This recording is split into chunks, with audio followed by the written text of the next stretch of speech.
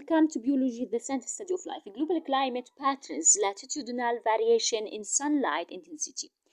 Earth's curved shape causes latitudinal variation in the intensity of sunlight because sunlight strikes the tropics. Those regions that lie between 23.5 degree north latitude and 23.5 degrees south latitude must directly the most heat and light per unit of surface area are delivered there. At higher latitude, sunlight strikes Earth at an oblique angle, and thus the light energy is more diffuse the Earth's surface, as shown in this figure.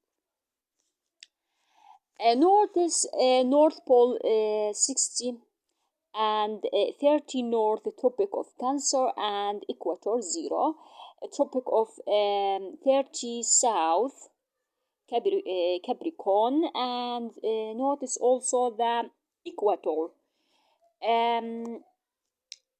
Low angle, this region, North Pole, represent low angle of incoming sunlight, and notice also sunlight directly overhead at equinoxes, and notice also low angle of incoming sunlight. The global climate patterns, another pattern, seasonal variation in sunlight intensity. Earth's tilt causes seasonal variation in the intensity of solar radiation because the planet is tilted on its axis by 23.5 degree relative to its plane or orbit around the sun. The tropics experience the greatest annual input of solar radiation and the least seasonal variation. The seasonal variations of light and the temperature increase steadily toward the poles, notice as shown here. Notice the equator, north 30 north, and constant tilt 23.5 degree.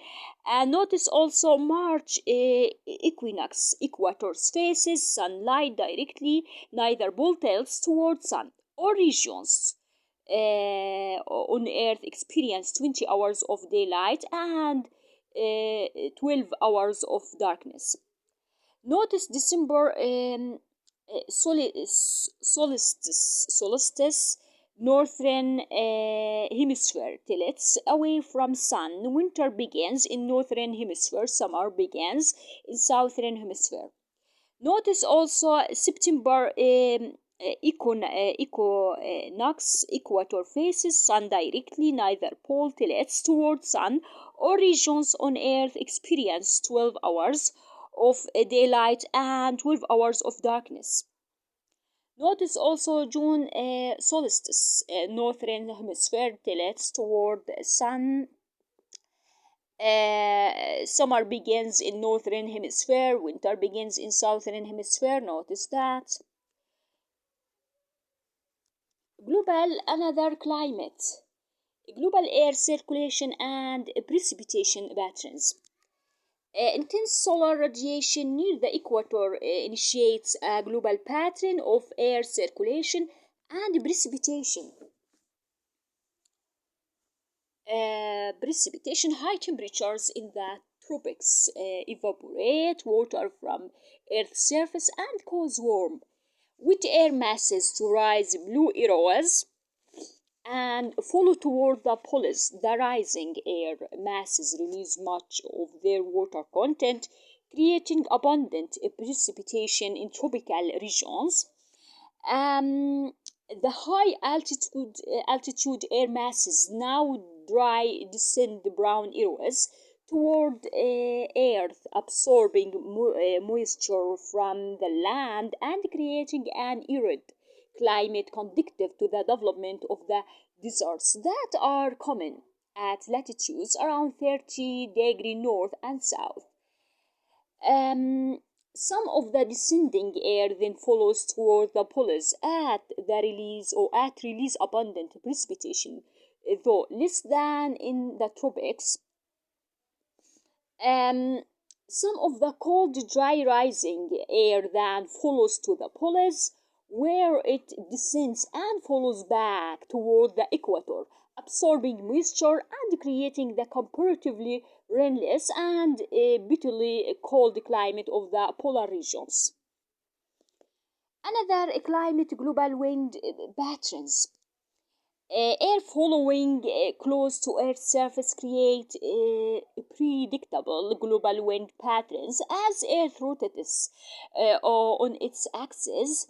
Land near the equator moves faster than that at the poles, deflecting the winds from the vertical paths shown above, creating more easterly and westerly follows.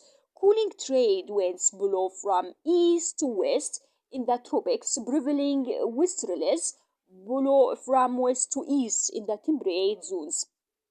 The regions between the tropics and the Arctic circle or the Antarctic circle, as shown in this video.